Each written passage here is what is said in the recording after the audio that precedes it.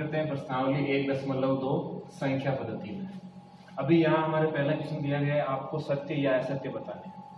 कहते हैं कि प्रत्येक अपरिमेय संख्या एक वास्तविक संख्या होती है क्या? बिल्कुल, यह कथन सत्य है। क्यों है देख लेते हैं इधर। हमने अध्ययन किया है कि संख्या रेखा जो है, संख्या रेखा पर दो प्रकार की संख्याएं आती है, एक परिमेय संख्या, एक अपरिमेय संख्या।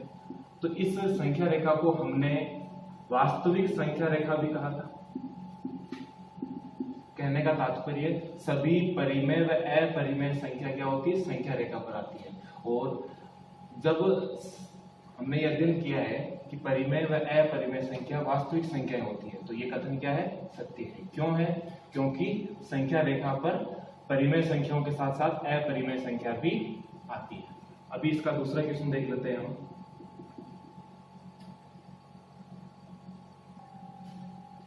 अभी हमारे यहाँ दूसरा क्वेश्चन है कि संख्या रेखा का प्रत्येक बिंदु रूट m के रूप का होता है। क्या ये कथन सत्य है क्या? जहां m जो है एक प्राकृत संख्या है। ठीक है, देख लेते हैं। तो हमने कहा यह संख्या रेखा है। अब संख्या रेखा पर आपको m की वैल्यू प्राकृत संख्या यानी 1 से प्रारंभ करनी है।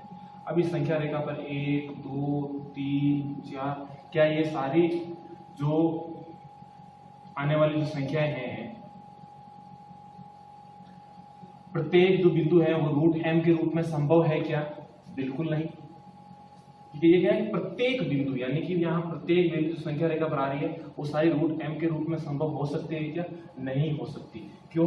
क्योंकि यदि आप प्रत्येक में रूट 2 को लेते हो तो वह रूट 2 ही रहता है। यदि आप रूट 4 को लेते हैं तो रूट 4 की वैल्यू 2 आ जाती है। तो यह रूट 4 क्या हुआ? क्या इस रूप में रहा?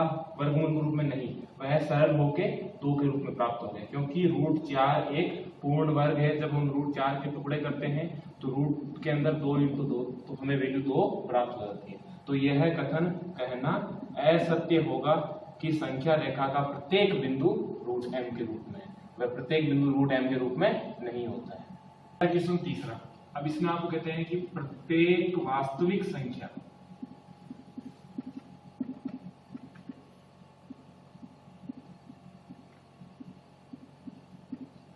एक अपरिमेय संख्या होती है क्या?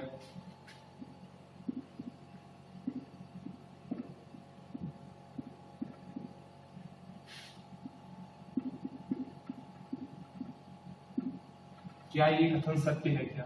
कहते हैं प्रत्येक वास्तविक संख्या, हमने अध्ययन किया था वास्तविक संख्याएं कौन कौन सी होती है?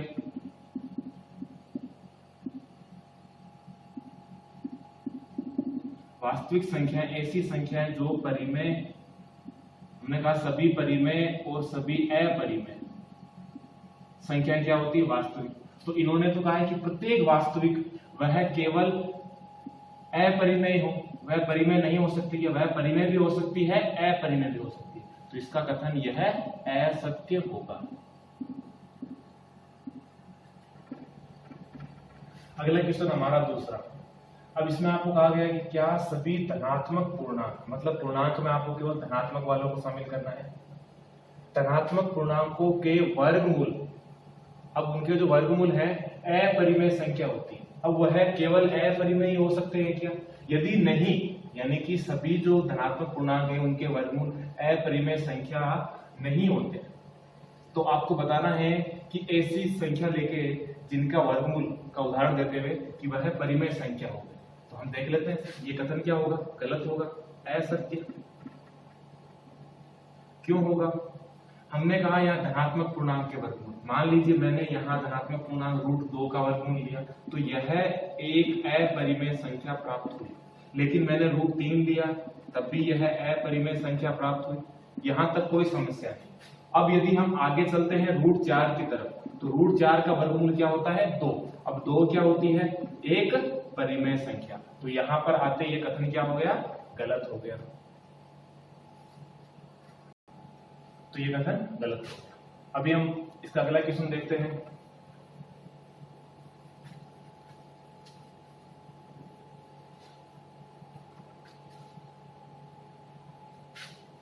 अगले क्वेश्चन में आपको कहा गया है कि रूट 5 जो है इसे आप संख्या रेखा पर निरूपण कीजिए।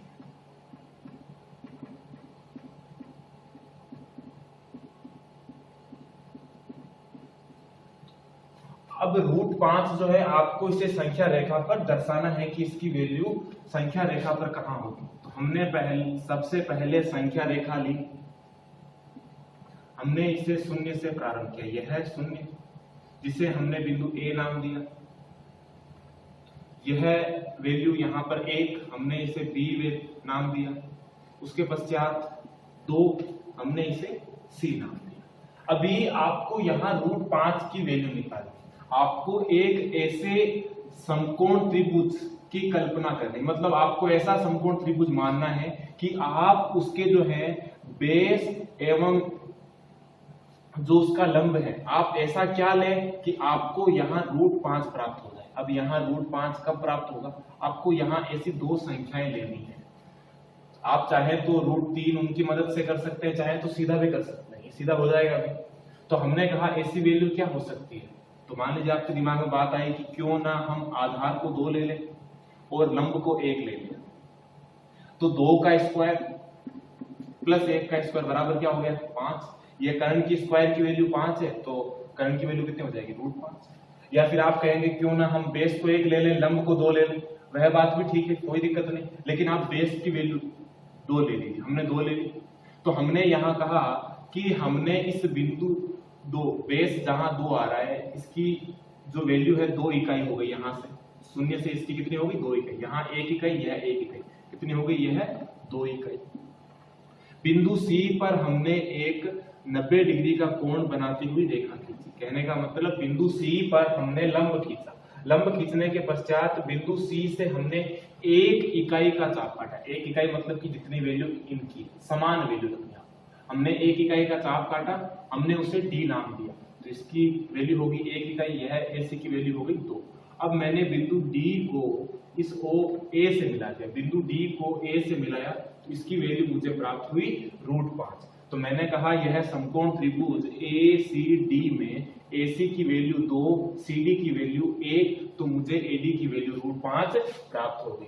क्योंकि समकोण त्रिभुज के अंदर सबसे बड़ी भुजा जो है AD, सबसे बड़ी भुजा का वर्ग उसकी अन्य 2 भुजाओं के वर्गों के योग के बराबर होती है। तो यहाँ AD स्क्वायर की जो वैल्यू है वह क्या प्राप्त हो जाएगी, √2 का स्क्वायर 4 प्लस 1, ये √2 नहीं 2 का स्क्वायर, 2 का स्क्वायर 4 प्लस 1 का स्क्वायर 1। तो यहाँ AD स्क्वायर की जो वैल्यू है यह 5 प्राप्त हो गई, तो AD की वैल्यू कितनी हो जाएगी, √5। तो हमने यहाँ कहा कि इस AD की वैल्यू हो गई √5। अब इसकी वैल्यू √5 है, आपको प्रकार में पेंसिल की सहायता से प्रकार की नोक बिंदु A पर रखनी है और इस D की माप लेनी है। उसके पश्चात आपको यहाँ इस रेखा पर चाप काट देना है।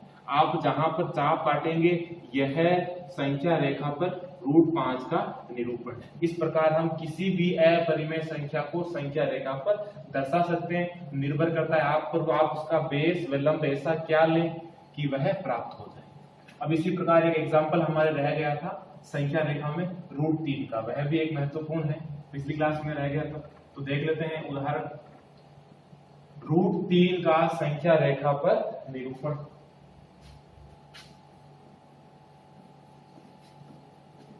यह इसलिए बता रहा हूं क्योंकि इस √3 का निरूपण करने के लिए आपको √2 की आवश्यकता होगी। तो देख लेते हैं, यह संख्या रेखा,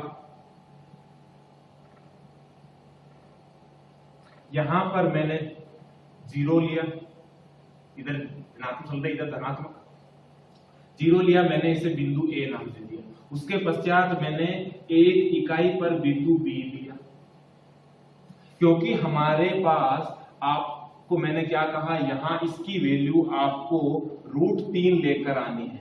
यह बात संभव कब हो सकती है, आप इसकी न्यूनतम वैल्यू 1 और इसकी वैल्यू 1 रखेंगे तो आपको क्या प्राप्त होगा, यहाँ √2। यदि आप इन दोनों में से किसी एक की वैल्यू बढ़ा देते हैं, 1 व 2 कर देते हैं, तो क्या आ जाएगा यहाँ पर √5। तो कहने का मतलब 1 रखने पर √2 आता है और 2 1 रखने पर √5 आता है।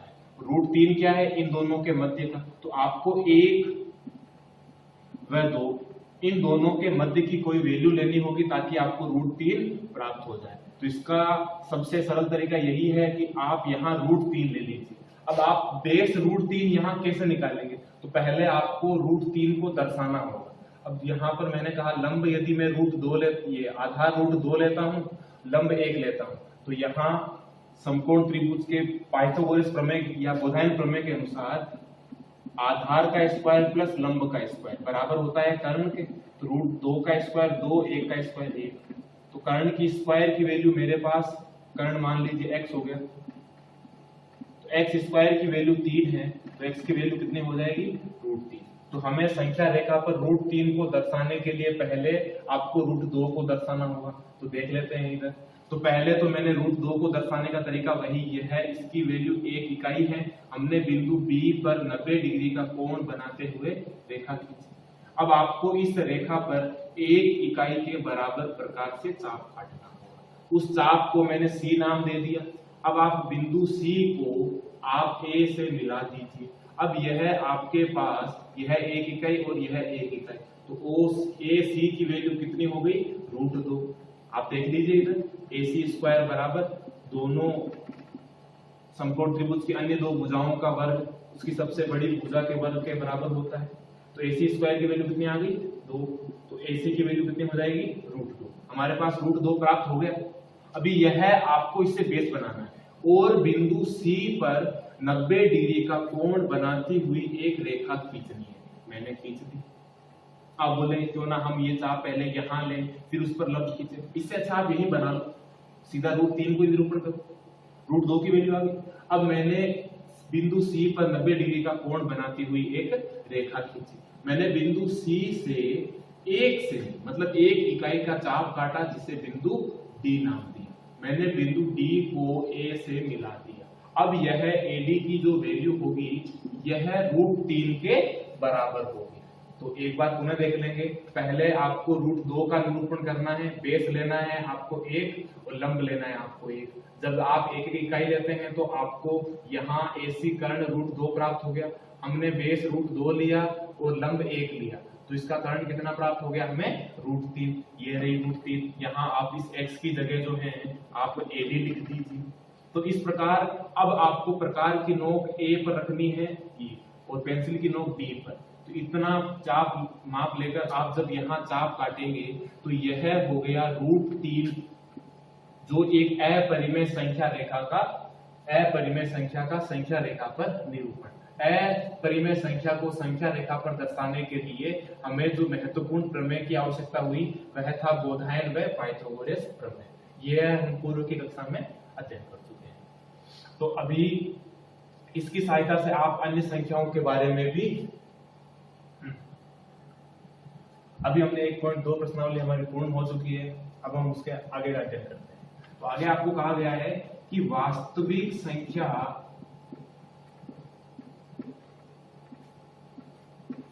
एवं इनके दशमलव प्रसार।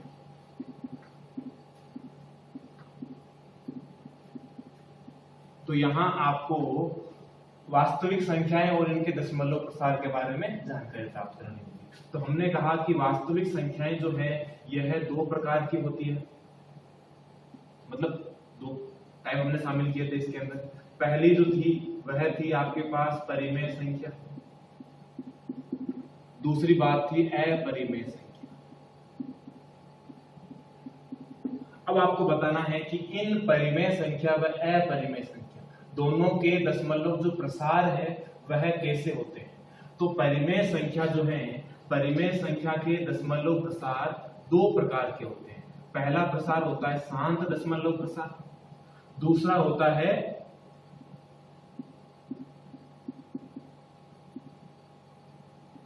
अनुसानी आवर्ती। अनुसानी यानी होता है, अनुसानी कह दीजिए या फिर आप अशांत कह दीजिए।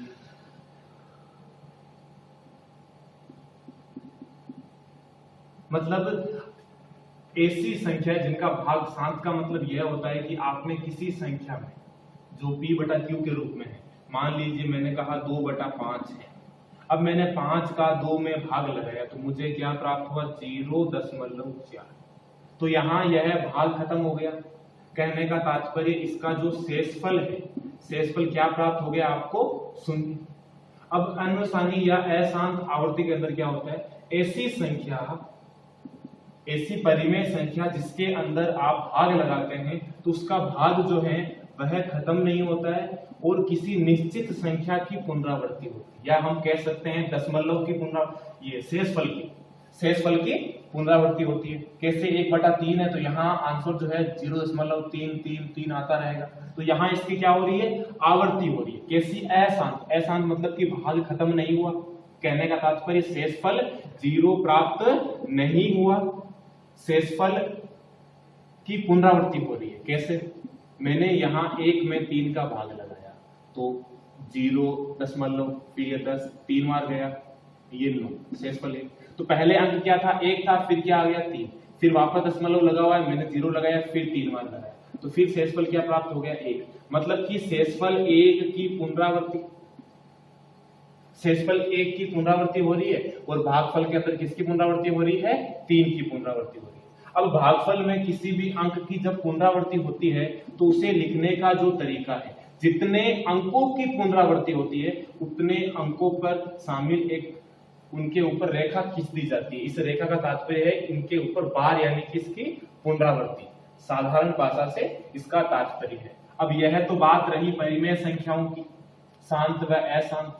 अब हम देख लेते हैं अपरिमेय संख्याओं में ऐसा क्या होता है। अपरिमेय संख्याओं में जो इनका जो दशमलव प्रसार है वह होता है अनुवसानी यानी अशांत अनावर्ती।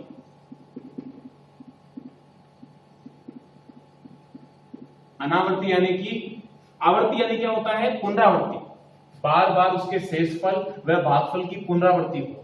अशांत अनावर्ती यानी कि इसके अंदर शेषफल व भागफल की पुनरावृत्ति नहीं हो। ऐसे कौन कौन से हो सकती हैं, आप √3 का वर्गमूल देख लीजिए।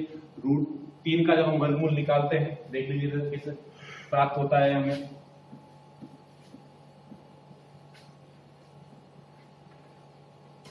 √2, √3। तो संख्याओं का वर्गमूल प्राप्त करने के लिए पहले हम भाग विधि से कर रहे हैं अभी। तो क्या लिखा मैंने, 2 जोड़े बनाए, आप एक ही जोड़ा बना, तो यहाँ अंक लेने 1, यहाँ लिखा मैंने 1 की 1 से गुणा की 1, इधर दोनों को जोड़ा, कितने हो गए, यहाँ 1 अंक का स्थान रखकर फिर यहाँ 2 लिखना है।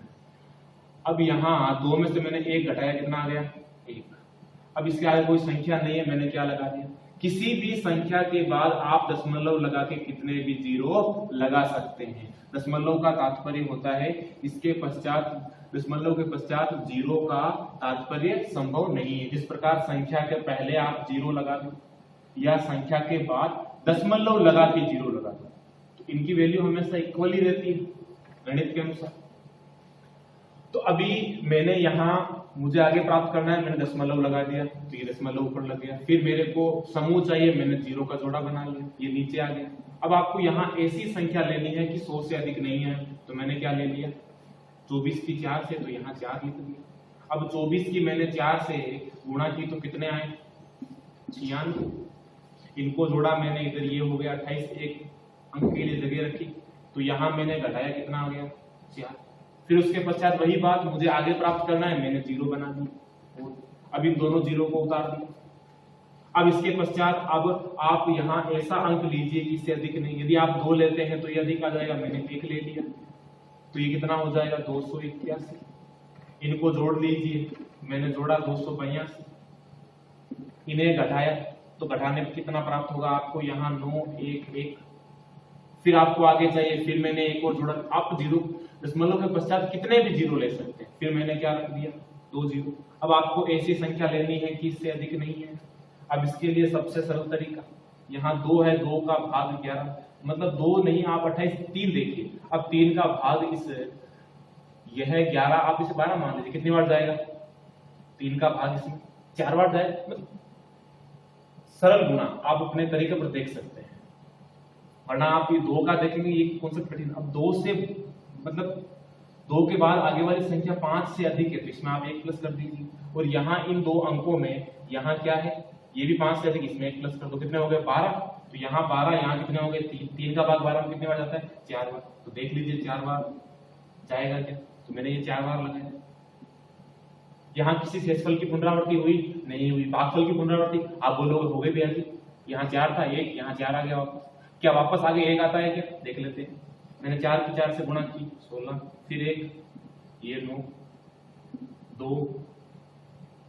11, मैंने घटाए तो यहाँ कितना आ गया 4, यहाँ 0, यहाँ 7, ये 0 0, शेषफल यहाँ 704 था। पुनरावृत्ति शेषफल व भागफल की दोनों की साथ में होगी, ऐसा नहीं केवल शेषफल की पुनरावृत्ति हो रही है भागफल की नहीं हो रही, ऐसी संभावनाएं नहीं हो सकती। तो अभी हम इसे आगे और देख लेते हैं एक स्टेप। तो मैंने यहाँ जोड़ा, ये हो गया 2828, यहाँ वापस 2 जोड़े बनाए, ये 2 जोड़े उतार दिए। अब आपको यहाँ ऐसी संख्या लेनी है कि इससे बड़ी नहीं है। तो यहाँ मान लीजिए मैं कोई संख्या लेता हूं, तो उससे पहले ये कितने हैं 28, ये अधिक है क्या नहीं, ठीक है मैंने 28 ले ली। यहाँ कितने हैं 70, अब 28 का भाग 70 में कितनी बार जाएगा, नॉर्मली आप लगा लीजिए 3 बार लगाते, 3 बार देखते हैं कितना आता है। जब मैं यहाँ 3 3 रखता हूं तो कितना आते हैं, मैंने 3 की 3 से गुणा की 9, 24, 2, 6 और 2 8, 24, 6 और 1,